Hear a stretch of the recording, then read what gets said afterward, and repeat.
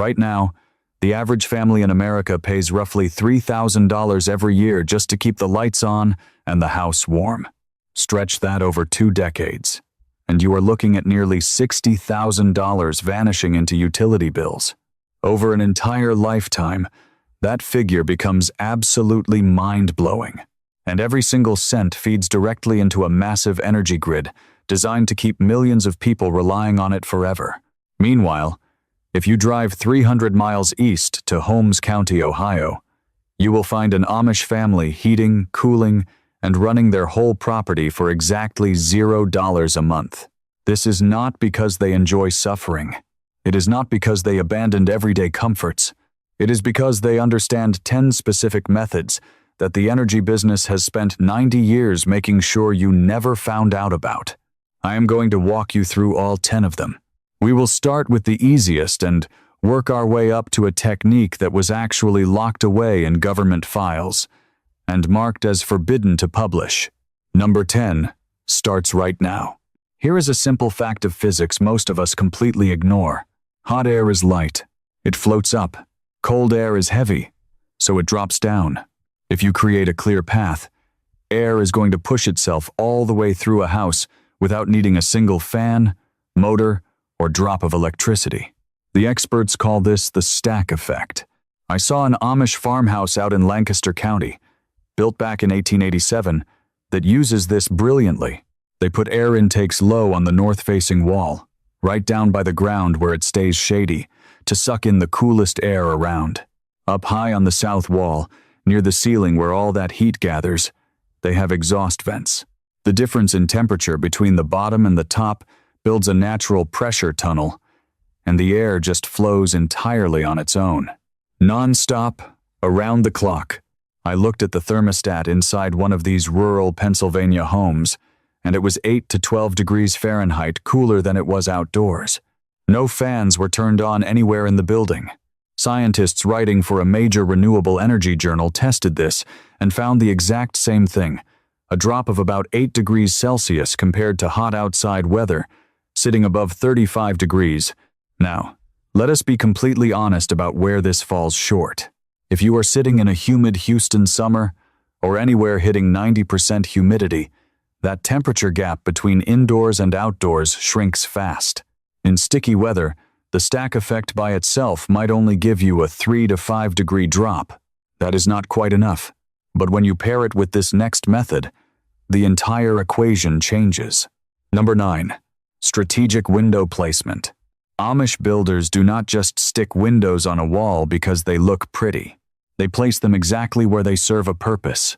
On the south wall, you will find huge, deep-set windows.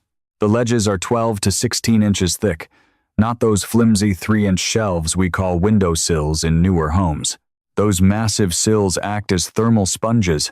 During the winter, the sun sits lower in the sky, shining deep into the living space, and the sheer thickness of that sill stops the freezing outdoor cold from creeping in.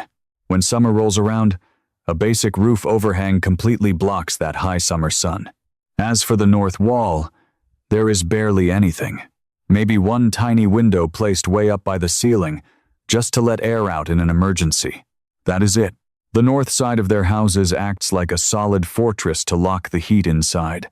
The east and west walls get medium-sized windows, carefully measured to block out the harsh, low sunlight you get right at sunrise and sunset. Every single window is working a shift. Every sill is either soaking up warmth or bouncing it away. A modern real estate developer sticks a window wherever it makes the house look good for a sale. An Amish carpenter places them wherever they will actively heat and cool the rooms. They turned every window into a heater during the winter and a shade tree during the summer. Number 8. Pneumatic Tools. Step into a woodworking shop in Holmes County, and you will hear the loud hiss of compressed air pushing a saw blade right through a sheet of oak. There are no power cords, no wall plugs, and absolutely no connection to the local power grid. Amish workshops are completely powered by air. A central air compressor, usually fueled by diesel or sometimes even a hand pump, pushes highly pressurized air through thick hoses. That air spins pneumatic motors that run drills, sanders, and heavy machinery. They have access to the exact same tools that you would find in any modern electric wood shop. Only the power source changes. Each local community gets to choose which technologies they accept through a shared set of guidelines they call the Ordnung. These are not strict laws handed down by a boss. They are choices made together by the whole community, shifting as the generations go by. A few groups might say yes to battery tools. Some might even allow offline computers. But hooking up to the local power grid, handing over your daily independence to a massive utility company, that is where almost everyone draws a hard line. They are not rejecting the technology itself. They are rejecting the dependency. Now, the main compressor still requires fuel, which is normally diesel. So, no, this is not perfectly free energy, but it is entirely off the grid. And the core idea here is the exact same one that connects every single method I am showing you today. You have to control your own power source. Never hand the switch over to somebody else. Up to this point, we have covered how to handle air and light. The typical family in America hands over $2,400 every single year just to stop freezing in January and melting in July. The Amish have paid absolutely nothing for that for 2 centuries. But they did not just change how air flows through a room. They completely redesigned what the home is made from. And this is where the massive financial savings really begin. This is also where the story starts to get uncomfortable. Let us talk about building codes in the United States. There is a rule hidden inside the International Mechanical Code, Section 403, and the International Residential Code, Section M1505, 4. That almost nobody knows exists. It states that natural ventilation is not legally enough to meet the requirements for airing out a home. Instead, the law says every single dwelling must have a mechanical fan installed. Let that sink in. If you engineer a gorgeous house that naturally breathes and cools itself perfectly, using cross breezes and the stack effect, just like humans did for thousands of years, the law still forces you to buy and wire up a mechanical fan system. They do not ban the natural way. They just make it totally pointless by legally forcing you to buy the machine anyway. You have to pay for the electrical system, even if your house completely functions without it. These rules were written into law as modern houses were built to be sealed tighter, but the timing is incredibly suspicious. Lobbyists for the utility industry started pushing for these mandatory fan laws right around the 1970s. That just happens to be the exact same time that electricity bills started skyrocketing forever. The foxes wrote the security rules for the hen house, and the hens never even realized it. Number 7. Passive solar orientation. The very first thing an Amish master builder does, long before picking up a hammer, is stand on the empty property and track the sun. They aim the longest wall of the house so it faces within 10 degrees of true south. That is it. That is step 1, and every other design choice revolves around that single detail. The Department of Energy, using data from the American Solar Energy Society, has actually measured what this one decision does. Before you add any heavy insulation, before you install a single modern gadget, just aiming the building correctly slashes your heating bills by 30 to 70%, depending on where you live. If you point the home within 30 degrees of due south, you lock in about 90% of the sun's natural energy potential. 30 to 70% savings, all from basic geometry. Most normal American houses face the street. Why? Because the street layout was easier for the subdivision developer. It saved them 20 minutes of drafting on a map, and you spend the next 3 decades paying the price on your monthly bill. Number 6. Thermal mass walls. Heat can actually be stored physically inside solid objects, exactly like water sitting in a bucket. That is not poetry. It is physics. Heavy, dense materials soak up thermal energy when it gets hot out, and then slowly bleed that heat back into the room when the air gets cold. We are talking about materials like stone, brick, adobe, and rammed earth. Take an 18-inch thick stone wall, the exact kind you see in Amish farmhouses built before 1950. That massive wall drinks in the warmth from sunlight and ambient air from dawn until dusk. Once the sun sets and the outdoor temperature plunges, The wall flips into reverse. It starts pushing all that trapped heat back into the living room, slowly and steadily, all night long. Modern residential homes are built with 2x4 wood frames, stuffed with fiberglass. That insulation is great at blocking the transfer of cold, but it stores absolutely zero heat. The second your furnace clicks off, the room immediately starts getting cold. There is no backup tank of warmth. We did not switch to this cheap framing method because it was superior. We switched around 1950 because it was insanely fast and cheap to build.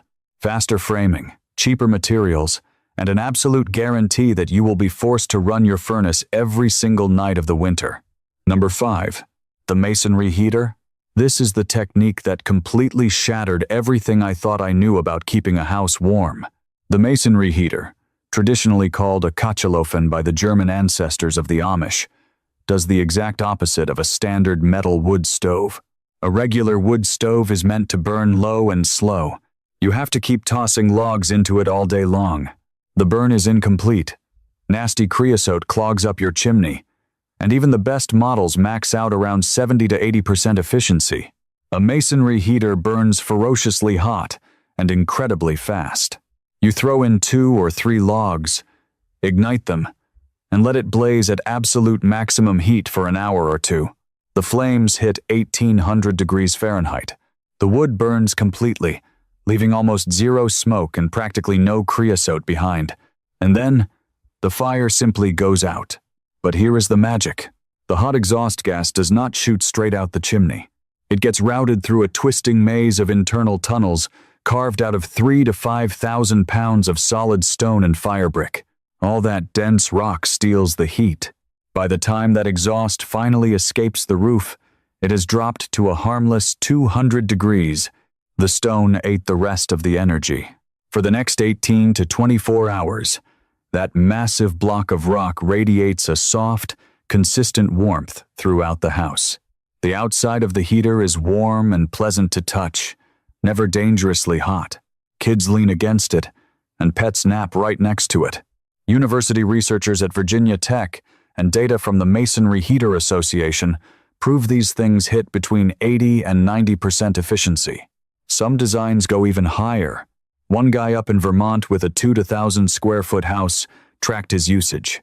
With a normal cast iron stove, he went through 8 to 10 cords of wood every winter. After he built a masonry heater, he dropped to 4 or 5 cords. Half the fuel, double the warmth, and a spotless chimney. Now, the honest catch, these things are heavy. They weigh up to 5,000 pounds. Your floor has to be able to support that. If it is a new build, you pour a heavy foundation. If you are retrofitting, you will probably need to reinforce the floor joists. Paying a pro to custom build one costs between $5,000 and $15,000, but do the math. When the average heating bill is hitting $1,400 a year and constantly climbing, you make your money back in under a decade, and the heater will outlive the house itself. Those first 6 techniques, moving air, catching light, heavy stone, and smart fire, explain exactly how an Amish family handles heating and cooling for $0. But we still have 4 methods left, and these last 4 are the exact ones the massive energy companies tried their hardest to bury. Because these 4 methods generate actual, usable electricity using things you already have lying around. Let us bridge into a bit of suppressed history. 1936 was a crucial turning point. 2 massive shifts happened at the exact same time, an ocean apart. Over here in the United States, politicians passed the Rural Electrification Act. The federal government poured money into stringing power lines to every remote farm and tiny village in the country. Almost instantly, the financial motivation to make your own power vanished. Why would you bother building a water wheel when the government is stringing a free wire directly to your barn? Within 2 generations, the skills needed to build and maintain local, independent power completely disappeared. Americans swapped out free local energy for a permanent monthly bill. Meanwhile, over in Great Britain, the Ministry of Agriculture quietly shut down a group called the Electro-Culture Committee. This was a team of researchers that spent 18 years, from 1918 to 1936, running tests on electrical applications in farming. They wrote 18 separate reports over those years. And this is the detail that gave me chills. Starting in 1922, 14 full years before the project was axed, every single document they produced was aggressively stamped, not for publication.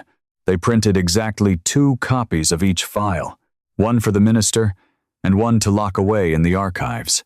18 straight years of taxpayer-funded science, kept almost entirely secret.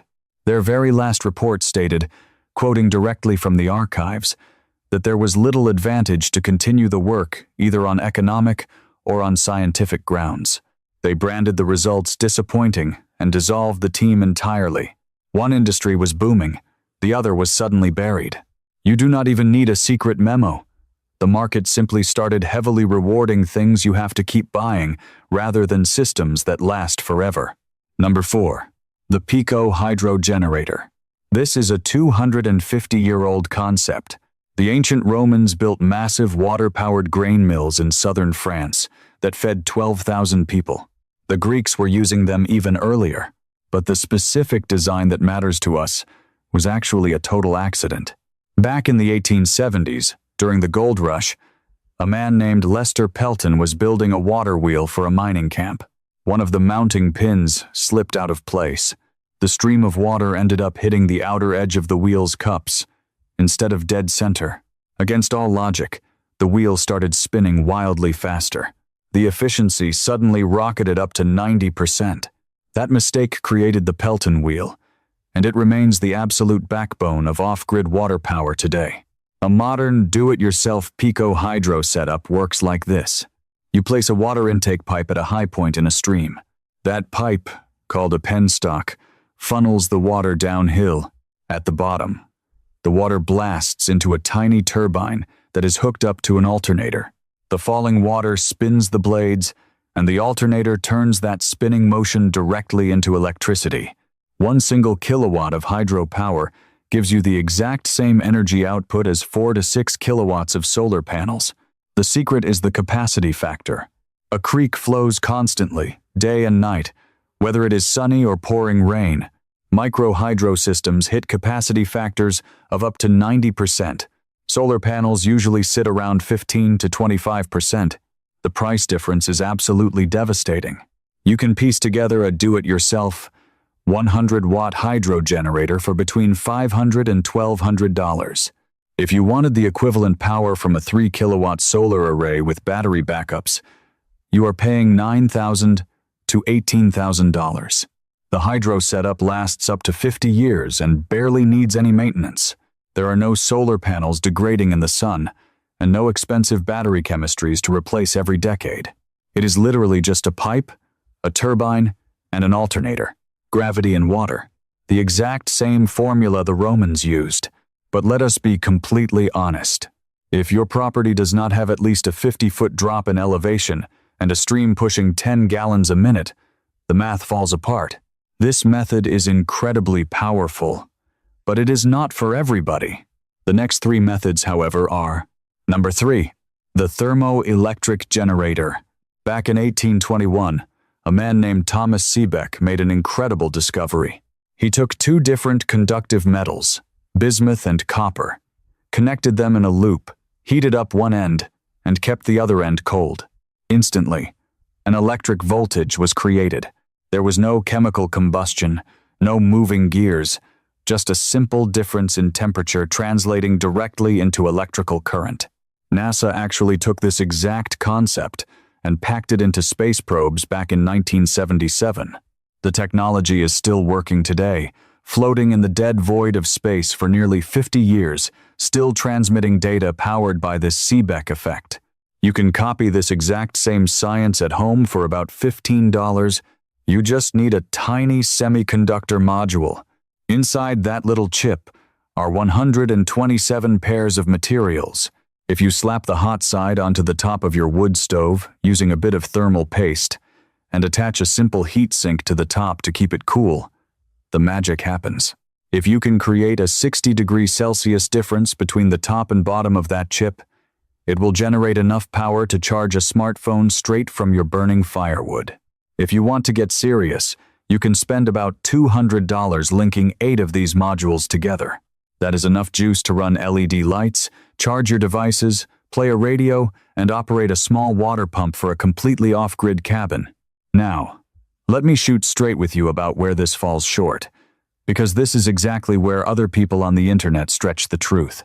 Proper scientific testing published in peer-reviewed energy journals proves that one single module kicks out roughly 4.2 watts of steady power. In the real world, commercial modules usually only give you between 7 and 42% of what the box promises, simply because the top of a wood stove never heats perfectly evenly. One single chip is not going to run your kitchen refrigerator. I will not sit here and pretend it can, but getting 4 watts of pure electricity out of heat that was literally just escaping up your chimney anyway? That is 4 watts of absolutely free energy. Stack 8 of them together, and you have communications and lighting. You were already burning the wood to stay warm. You just finally stopped throwing the leftover energy into the sky. Number 2, the floor breath. This is the technique that genuinely shocked me. I stumbled across it while digging through historical records of Amish communities out in eastern Ohio. The actual engineering goes back to ancient times.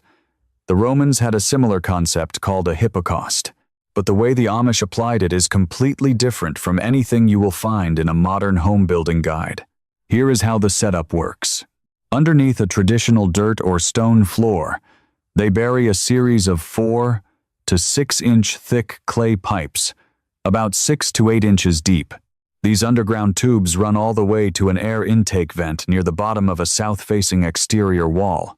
During a freezing but sunny winter day, bitterly cold outdoor air gets sucked into that intake and begins traveling through those buried clay channels.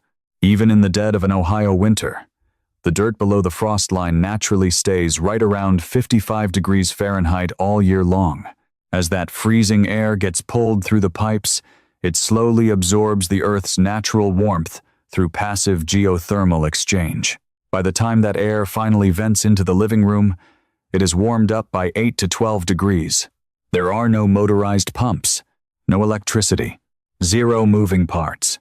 It is nothing but cold outside air, basic clay pipes, and the endless thermal energy of the ground itself. The Amish folks out in Holmes County simply referred to it as the floor breath. When you combine this hidden breathing system with massive south-facing windows, thick thermal walls, and a roaring masonry heater, it becomes the final piece of the puzzle. It allows these homes to sit at a comfortable 60 to 65 degrees during miserable winter storms, utilizing nothing but firewood and raw physics. Out of these first 9 techniques, which one caught you off guard the most? Drop down into the comments and let me know, because I genuinely want to see which one you are going to try building first. That is 9 techniques. 9 ways to completely cut the cord.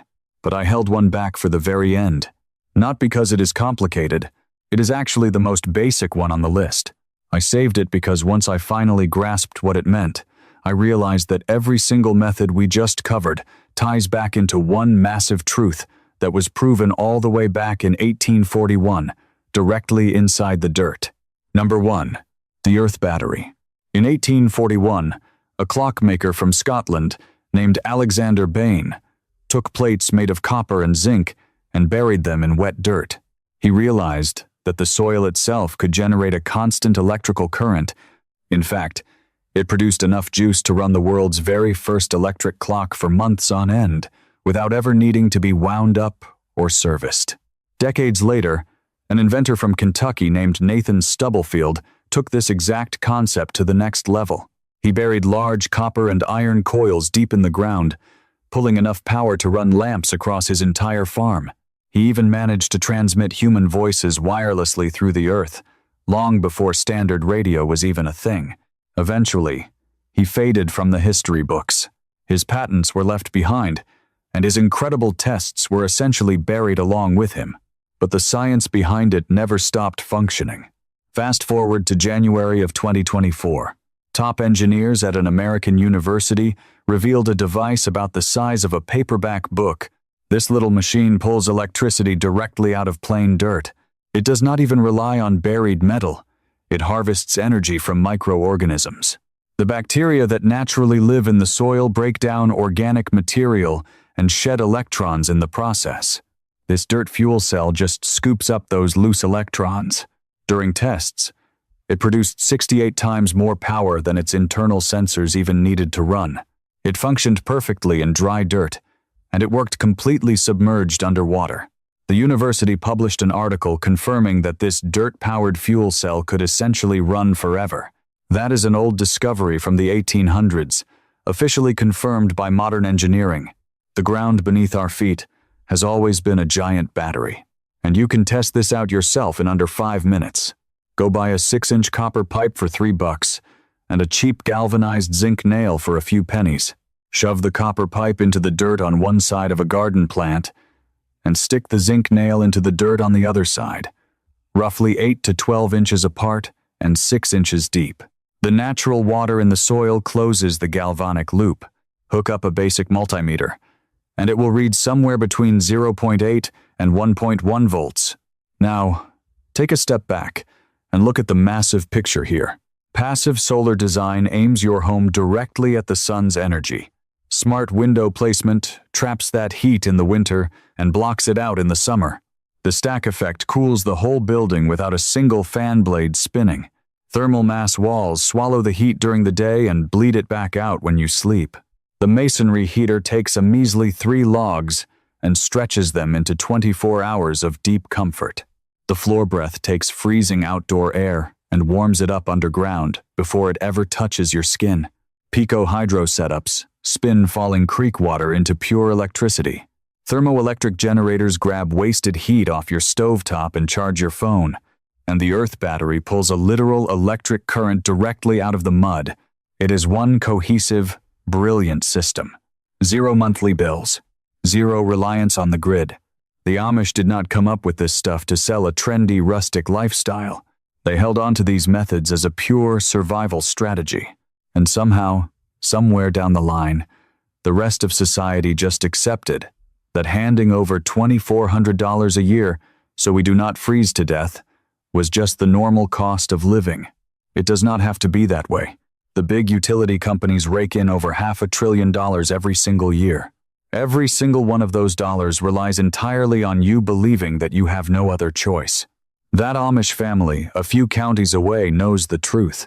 They have known it for 2 centuries. None of these strategies are patented. They do not require rare, expensive materials, and you do not need an engineering degree to figure them out.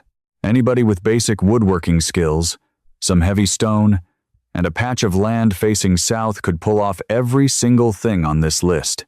I really want to hear from you.